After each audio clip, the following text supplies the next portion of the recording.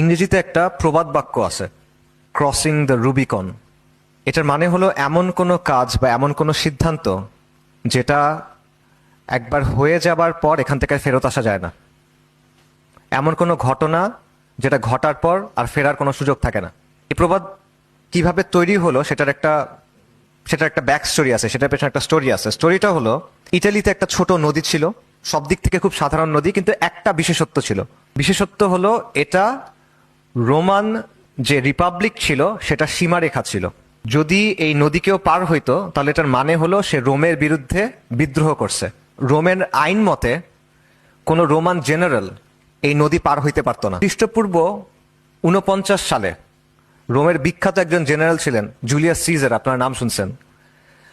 Julius caesar সেই সময়কার France, তখন নাম ছিল গল, সেটা বিজয় করছেন। বিজয় করে সেনাবাহিনী নিয়ে আসতেছেন। উনি এসে এই নদীর সামনে দাঁড়াইলেন।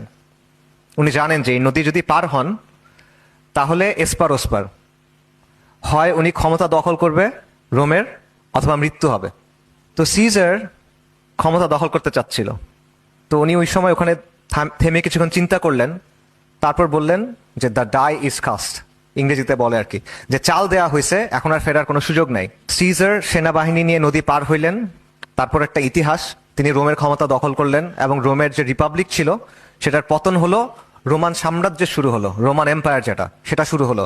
আমরা যে পড়ি আর রোম হোলি বাতুর রোম, এই যে রোমান সাম্রাজ্য।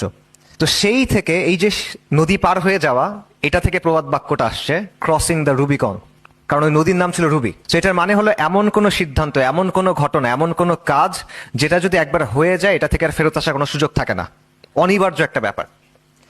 এই কথাগুলো কেন বললাম? কারণ জুলাই 2024 আমাদের জাতির জন্য, এই মাটির জন্য, এই কম এবং জমিনের জন্য এই ধরনের একটা event. On July 2024 we cross the Rubicon. আমরা একটা লাইন পার করে আসছি, আমরা একটা সীমারেখা পার করে আসছি, যেটা থেকে আর ফেরার কোনো সুযোগ নাই।